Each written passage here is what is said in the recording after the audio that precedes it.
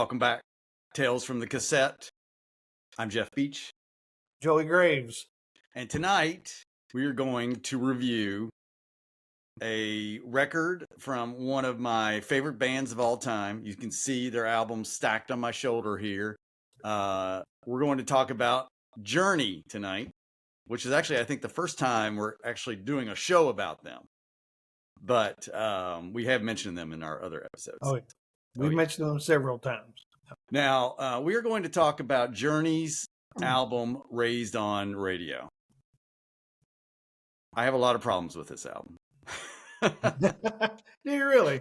I do. This is probably one of my least favorite Journey albums. Though, Probably I think one I of my did. favorite Journey albums. All right, well, then this should be a really good show. This should be a really, really good show.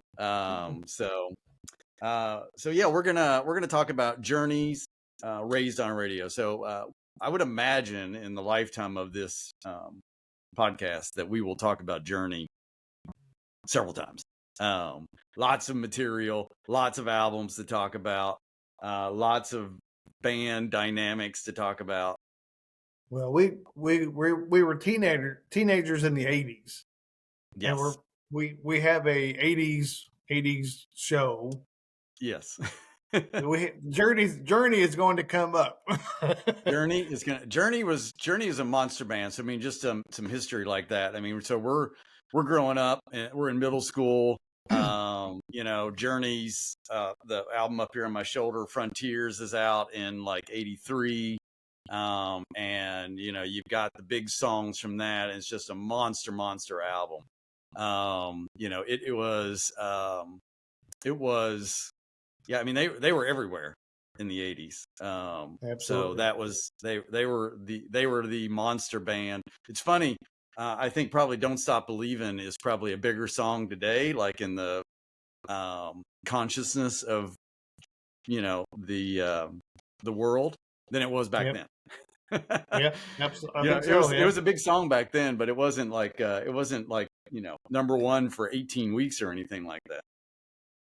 I mean, did we really know that Don't Stop Believin' would be revered and accepted by 40 years later? Yeah, and played by teenagers 40 years after the release. Yeah, and that wasn't on Frontiers, so the album they did before this. So maybe we'll just do a quick, like, what happened before this. So Journey Frontiers comes out. You can see the album in blue here behind me in 83. Huge album.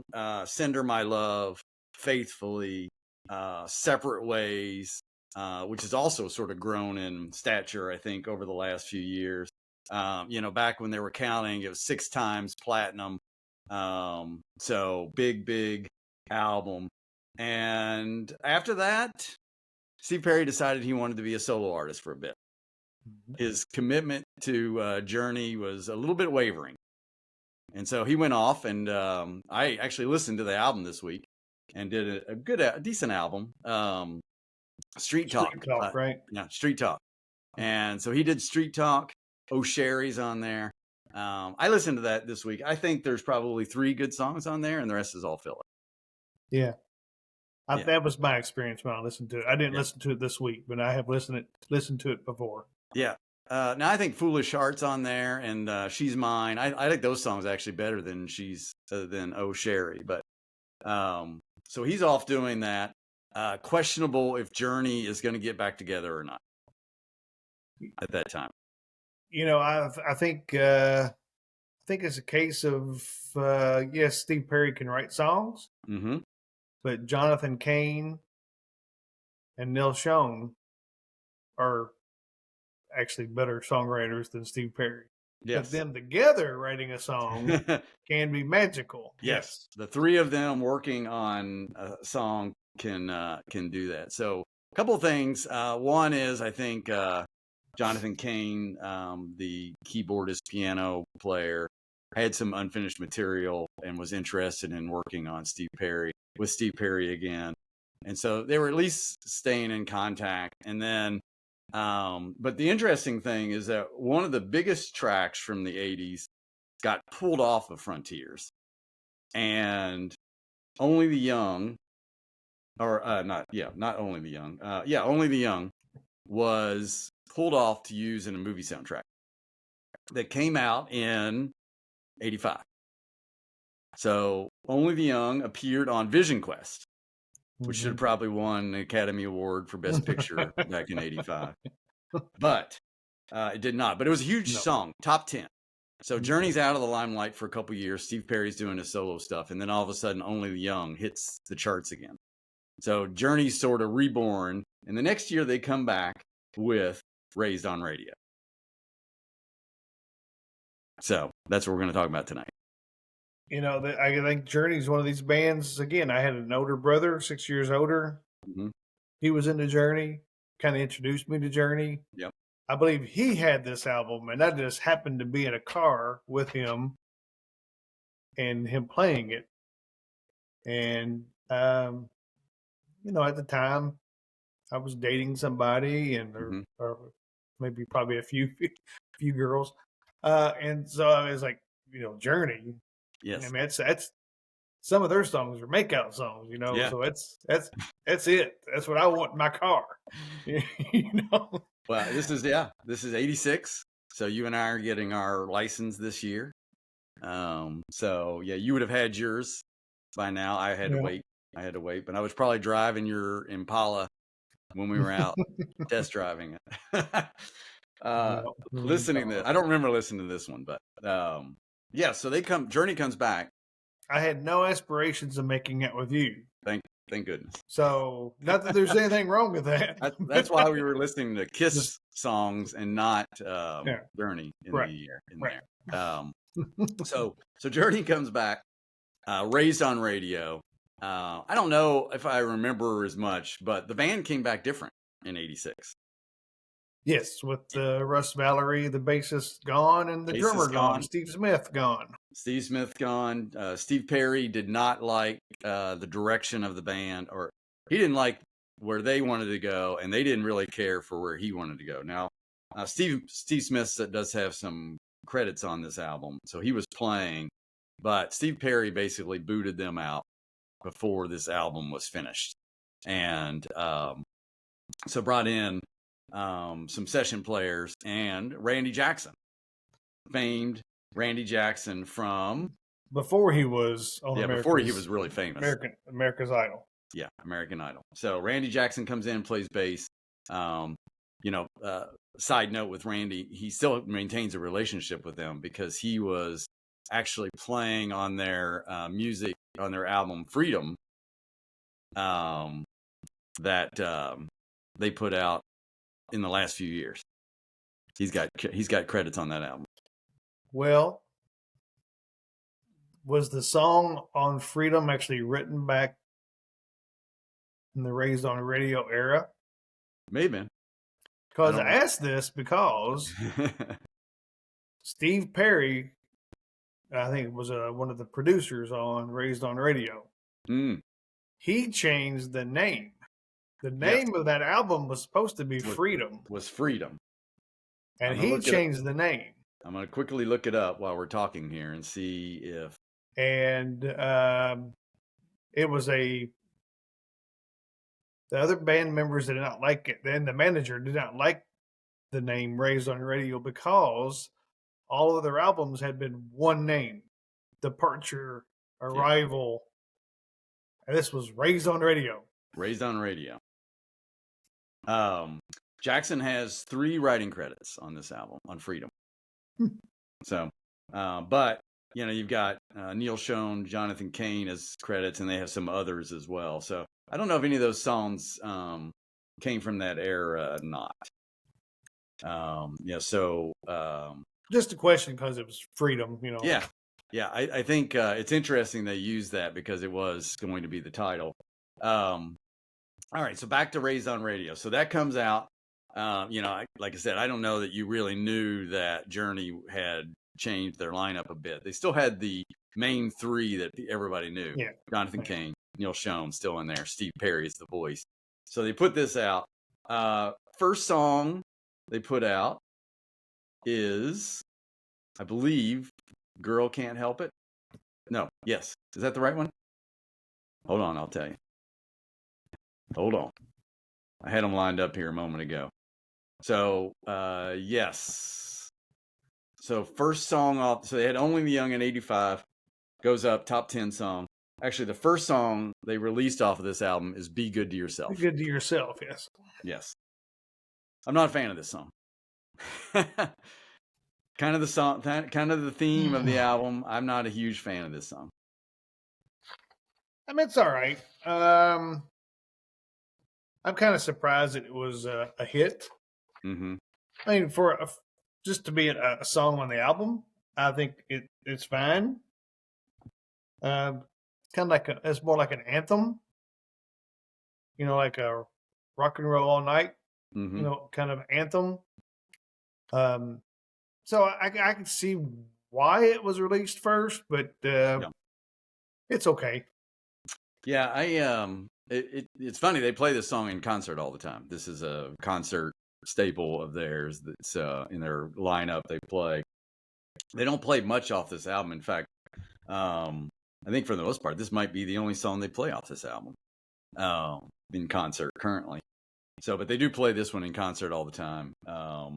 When Neil Schoen's got some of his band out and pulls in Journey songs, he plays this song too. So it does get a lot of play. And then the next one after they did that was... Well, I'm going to go back. The reason why it was still played today, it did get to number 9 on the charts. It was a big hit. Now, I thought it was interesting when I went to look and see what else, the way they released it. But the next one was Suzanne, which I wouldn't have necessarily picked of, hey, this is the next song to release. Yeah, that was just, that's just another. I mean, it's catchy. I like it. Mm-hmm. The one thing that I think you need to go back and listen to the album. Steve Perry and Jonathan Cain wrote almost everything on this album. Mm-hmm. I mean, Sean was part of the music, but right. Steve and Jonathan were the guiding light on this album. Right. Yeah. I think as I was listening I listened to both these albums this past week. I listened to this album, I thought it sounded a lot like a Steve Perry album. Well, what I think of this album, when I hear it, it's very R&B and soul. Mm-hmm. I mean, some of the background vocals and the delivery could be done by the Temptations or the Spinners. Right. Yep. Just take the guitars away, and you have a soul R&B album. Yeah, I mean, they were always kind of a soul band, Well, I mean, I think this album more so than Frontiers or Rival before that. Yeah. I mean, back in the 70s before Steve Perry, way back, they were like I don't know, maybe not as hippie, Grateful Dead kind of band, but then they latched onto the rock and roll. But this is very R&B and soul to me. Mm-hmm. Yeah, and then you had Girl Can't Help It. Very Journey-esque song, I think. And then, actually, I think the song that... they released another song after it, but I really think the song that sounded most like Journey on this album, most like some of their things, earlier in the 80s, was I'll Be All Right Without You. Yeah. Yeah, I think that one sounds the most like Journey on this. And then I think they released Why Can't This Night Go On Forever, and that had limited success, and that was the last one off this album of the release. Well, I mean, again, there's this is an album I can listen to from front to back, all of it, without skipping and being fine with that. Yeah. So I think some of the standouts on this album are, Positive Touch, the second album, or second song. Steve Smith played saxophone on that one. solo. I thought that was an interesting. Now I'm glad you mentioned it because I thought I'm listening to that sax solo, and Journey's known for the guitar solos by Neil, and I'm listening to that, and most when Neil's doing his guitar solos that are really good, it sounds like basically the guitar singing. If I'm sure there's a musical word for that term, yeah. Yeah. But, the guitars, it's got a theme to it. A lot of the songs, they do that. And I'm listening to the sax, and I thought that was fine. But I thought, how good would a Neil solo have been of what they were doing with the sax? Or maybe if they had traded off. I thought they were, and we'll talk about this in a minute, but why I have a problem with this album. But I thought that should have been Neil and not a saxophone. Well, I really enjoyed the saxophone solo, and I don't usually like the saxophone sound, but I found the solo to be catchy and memorable.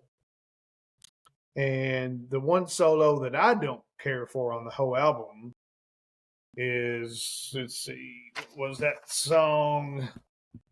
It is Happy to Give. I think it's Happy to Give. Yeah, that's a weak song. I guess Jonathan Cain got out his little Casio or something and played the solo. I mean, it's bad. I don't much care for that solo, but if you even want to call it a solo, but I mean, there are parts of Happy to Give I really enjoy, and again, it sounds like the Temptations.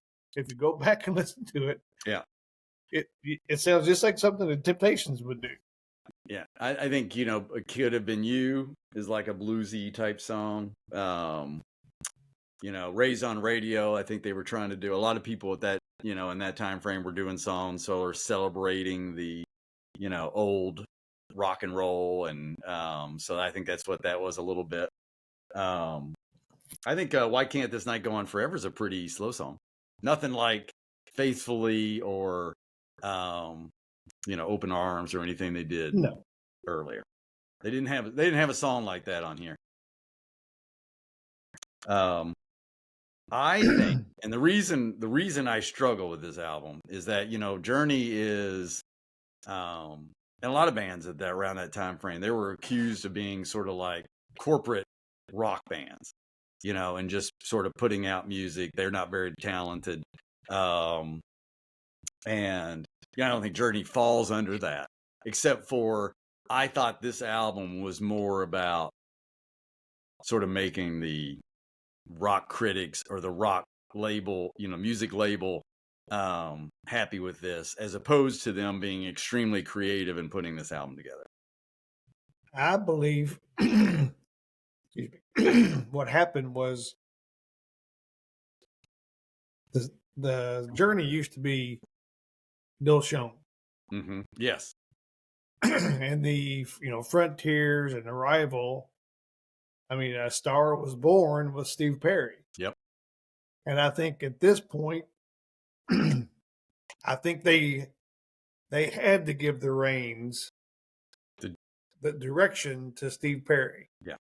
Or they were going to lose him. Yeah. And that checkbook was going to stop. I mean, really, the checks were not going to keep coming. Yeah. You had to make Steve happy.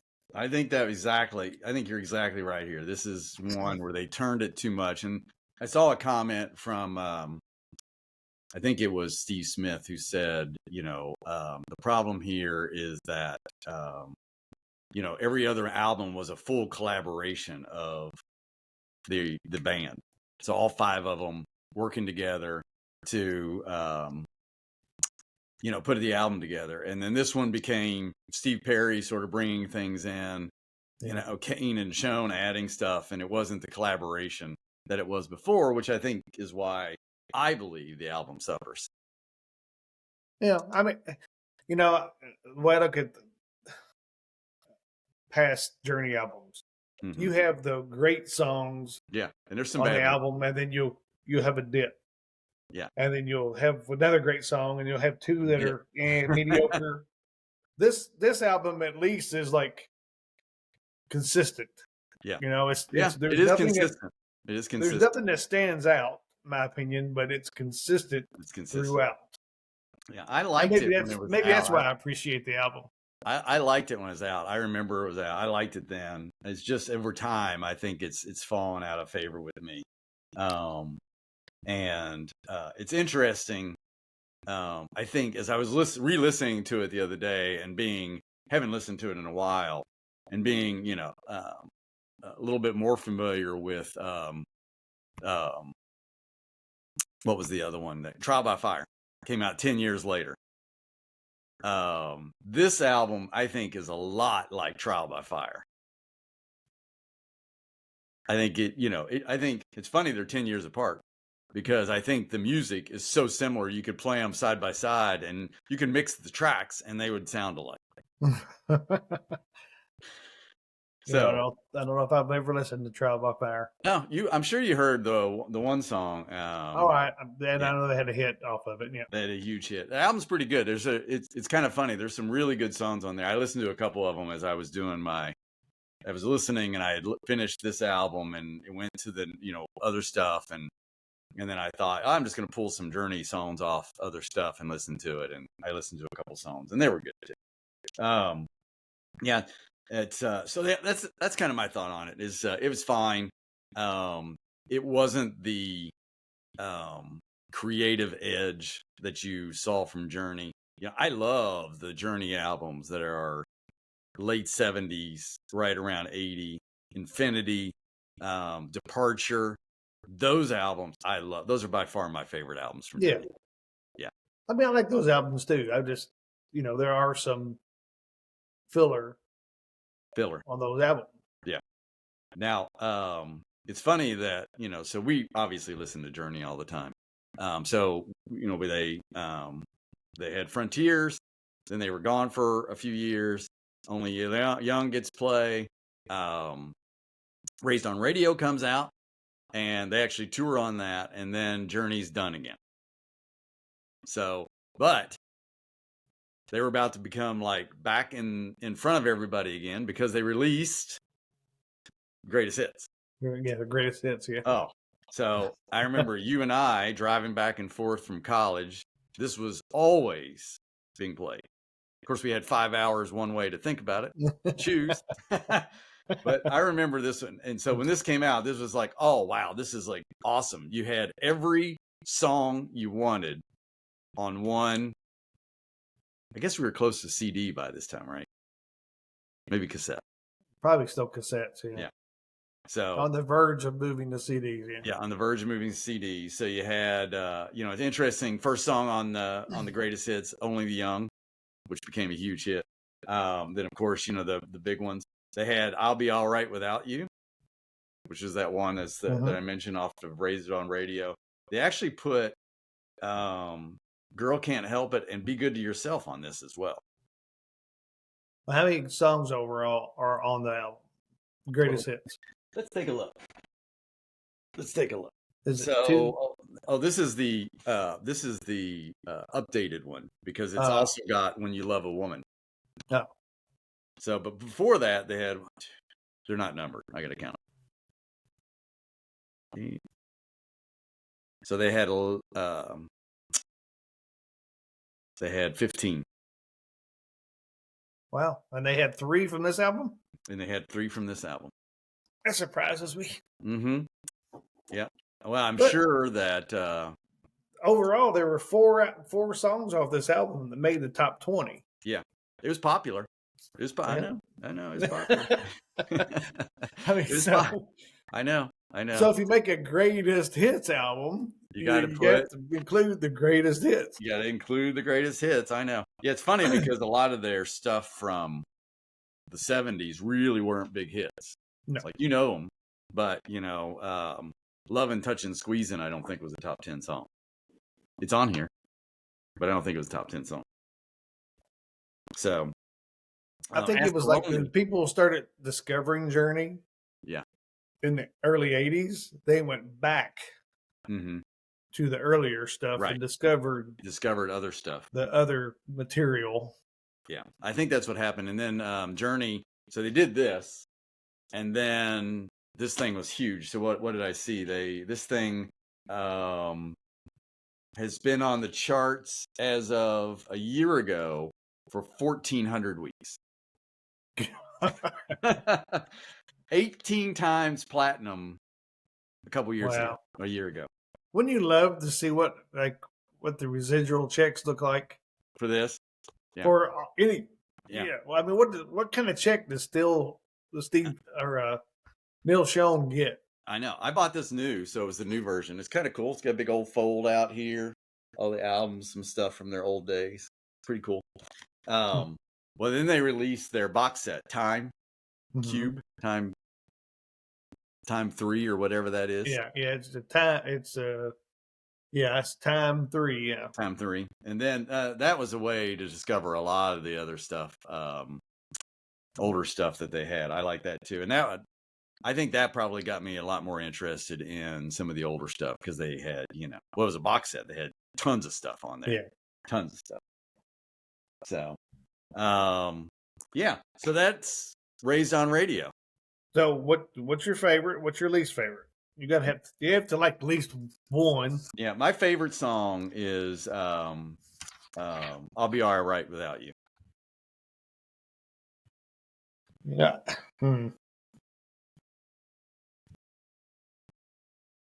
Man, there's parts of several songs that I really like. I'll Be All Right Without You is probably up there, but there's parts of Positive Touch, the saxophone solo, and I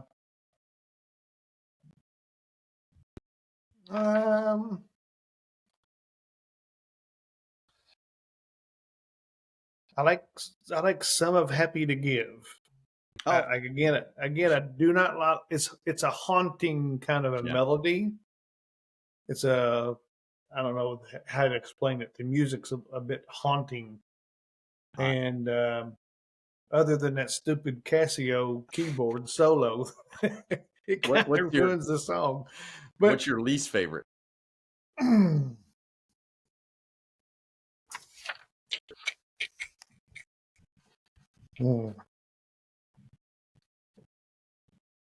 Once You Love Somebody.